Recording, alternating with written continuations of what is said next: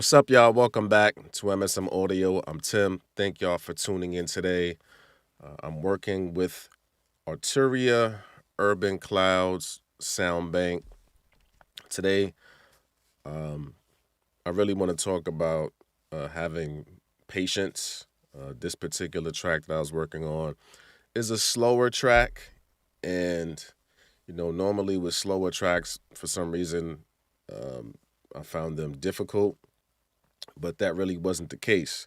The case was I wasn't being patient in trying to build out the track. I was just looking for, like a quick hit, quick fix, just something ready to go, throw a kick, snare. It's not that type of vibe. There's different approaches depending on the track that you're working on. And, I'm looking for something to happen right now as opposed to slowing down, thinking about the track, what I'm feeling, what the track needs, what it's communicating back to me, and taking my time and choosing the right elements to put into the track. So that's kind of the experience um, this particular track reminded me of. So we're going to get into that. But first, let's take a look and see what's inside Arturia Urban Clouds. Okay, let's see. Enter a futuristic haze, a sonic cloud illuminated from within, detuned textures, flashes of synthesized sounds, deep rumble of analog bass, draws upon the dark, abstract, mesmerizing ambiences that give modern trap and cloud rap that distinct, hazy vibe, mixture of lo-fi beds of harmony, chiptune melodies, distorted 808s, degraded tape timbers, and lush keys. 150 presets. These are in pigments. And again, anything trap related, expansion, sound banks, I'm snatching them up because I love keys and almost always going to find keys and bass in these trap expansions and presets. You got 21 keys, 9 electric piano, obviously the bass. So I'm always going to snatch these up. All right, let's jump back in.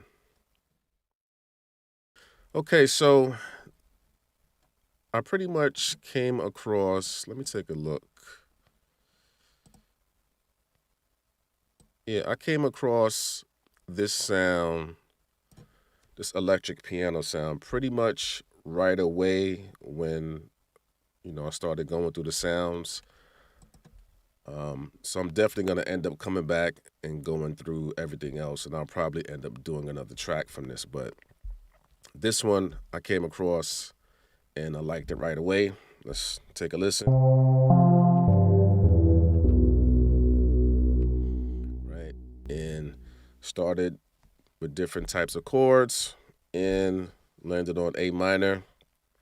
And it kind of sounded like this, if I remember. Let's see.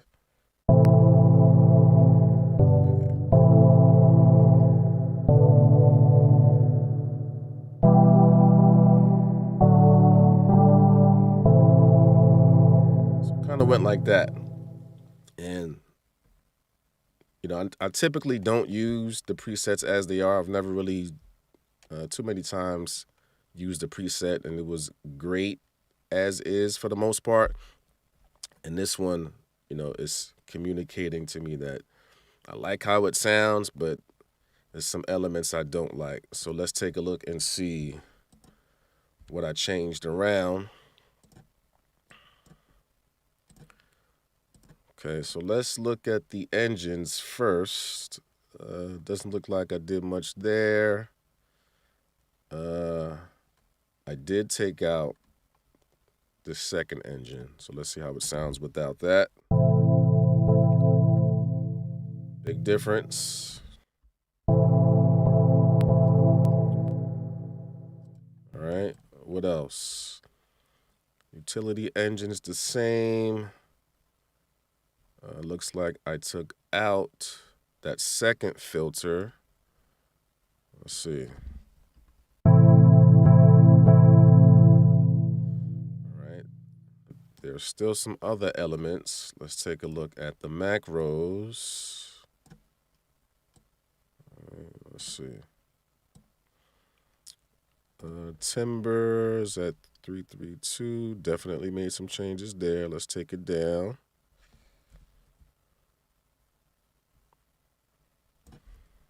What else? The release 348.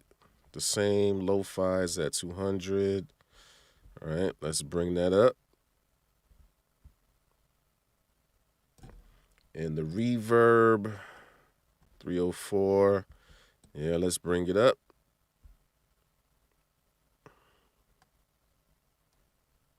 See how it sounds now.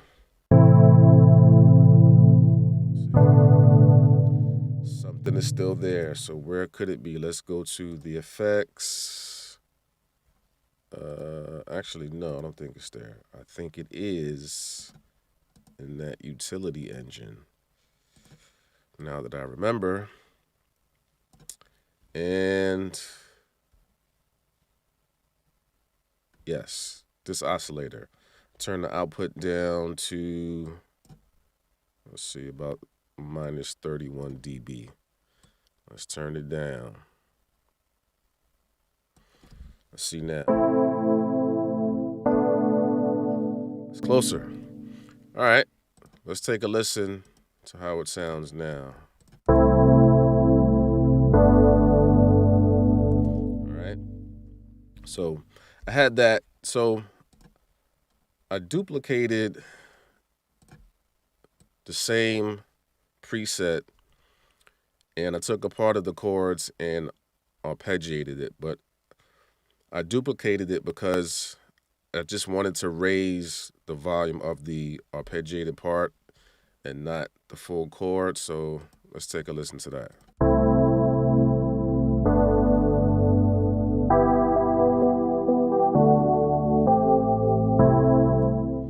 Okay, so this little part here.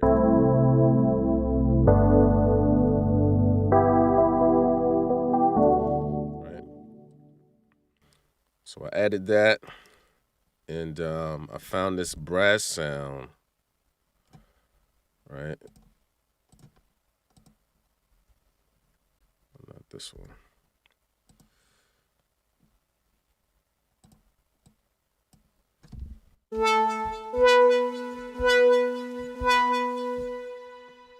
So let's take a listen to how that sounds. And to go back to my patience point, right? This is a good example. But this brass sound, initially, I was trying to come up with some sort of melody or find some super creative way to try to do something when I was really just doing too much and not listening to what the song was saying, right? I only ended up using just this one little note, and it just becomes like a small accent piece for the track instead of trying to force something quick and trying to do too much. So let's hear this little piece. I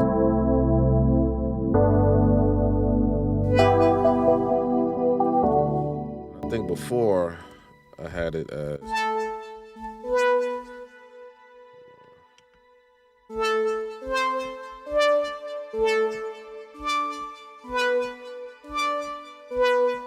I had it like that.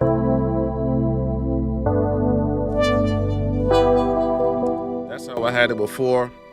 But then, I build everything up and break it down. So after I built everything up and broke it back down, only needed that one note. I didn't need both of them. So to keep it going, I found a nice kick, which I'll play with the drums at the end. Then there's another electric piano sound that I found. I don't think I made any changes to this one. What was this?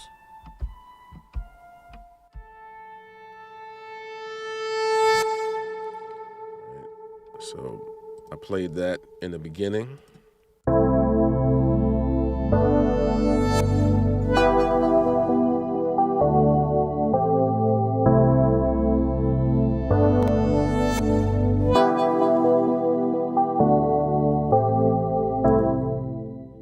All right, so I had that.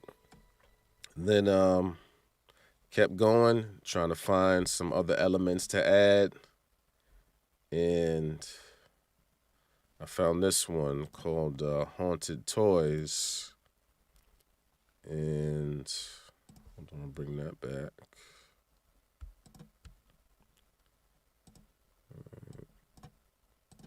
Let's see, haunted toys. There we go, right here. Now this one,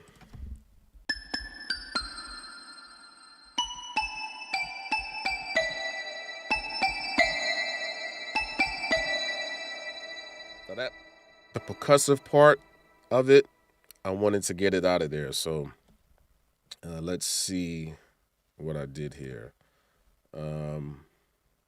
Okay, let's look at the two engines.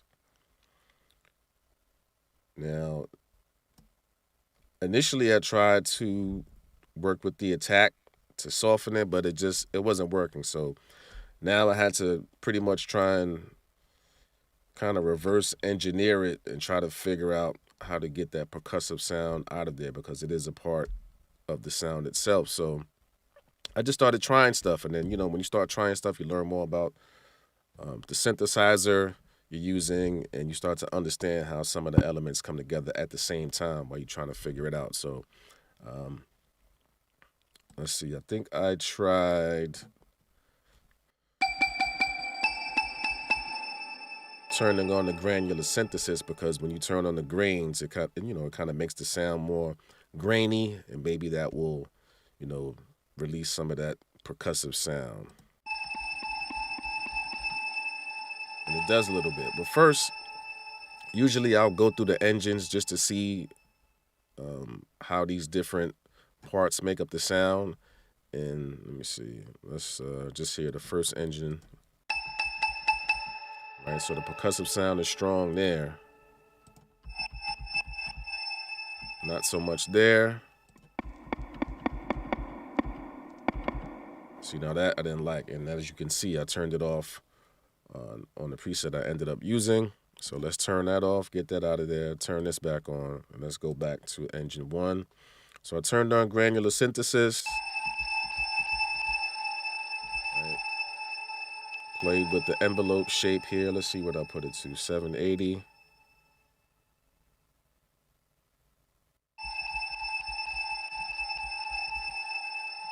What about the second engine? Same deal, 736. So it's a little better, but that's pretty much where I stopped for now. Let's see if I did anything on the macros. I don't think I did. Crackle. What is that?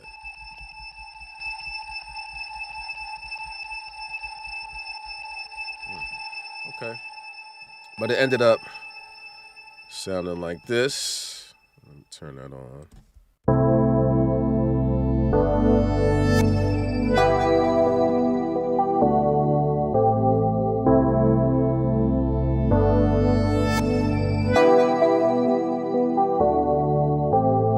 And like this particular track is a marker for me just because it let me know that subconsciously, I'm learning to be more patient. Like it's starting to pay off, but being intentional about it is starting to pay off. I know subconsciously that I'm taking my time. I'm not trying to move so fast, because I had to keep reminding myself, stop trying to move fast. I'm just trying to come up with something and try to be so eager to make something that sounds good. Just go with the flow, go with what you feel, listen to the track, try to understand what the track is calling for and go from there. So this is a marker for me that lets me know, it's embedded in my mind, it's embedded in my process. And those kind of things just come by doing. You just got to keep working, and little details like that, you start to realize like, oh, I'm picking this up, I'm picking that up, and just keep building. Next, I found another. Is this the same one? It's a different one, I think. Yeah. Now, I don't think I made any changes to this one, so let me just go ahead and play it.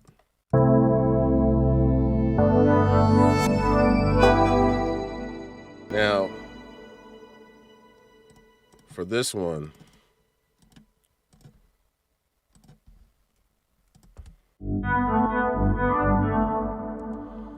I didn't necessarily like the notes at first. I kind of wanted it to be a little more smoother, but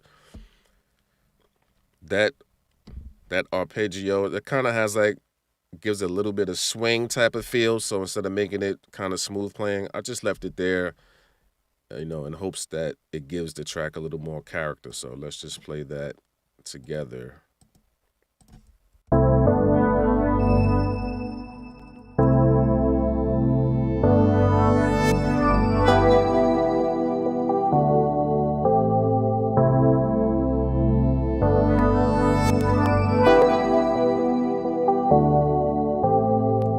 Right? And then, is this the same one? Yeah, I think I use another, the same preset, and I wanted to just layer it under the main chords just to give it a little more fullness and just a different type of character. Now, initially, I didn't do it like that. I had these playing pretty much at similar levels. Let me see where it's at now. It's about -16. So it was kind of like this before. Right?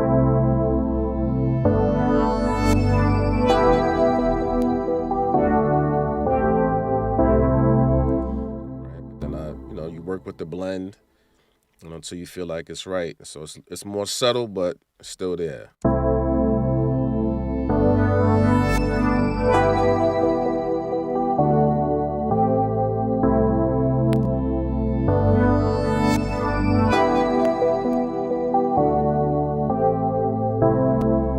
Right. So I believe that is it. And then obviously I added the drums, which I'm gonna play in a second. But patience, patience. It leads to progress. And again, this one was a marker for me because it kind of reinforced that my patience is starting to pay off, and I'm starting to see some progress in, you know, taking my time, choosing the elements that feel right, that fit with whatever track I'm working on. For me, specifically working on slower, more R&B feel type tracks, and being mindful of trying to create with more intention and not trying to rush and just get the quick thing. So if I got to step away for a day or a week, work on something else, or even a month, until, if it takes that long, because I'll sit and I'll go through 50 snares and 100 kicks. I'll sit there and I'll go through all of those sounds until I feel like I find what's right or what feels right. So just learning to have the patience and understanding that, in the long run, it all counts and it's all going to pay off. So thank y'all for tuning in. Stay positive, stay purposeful, stay creative, stay confident. Most of all, keep going. See you on the next one. MSM Audio.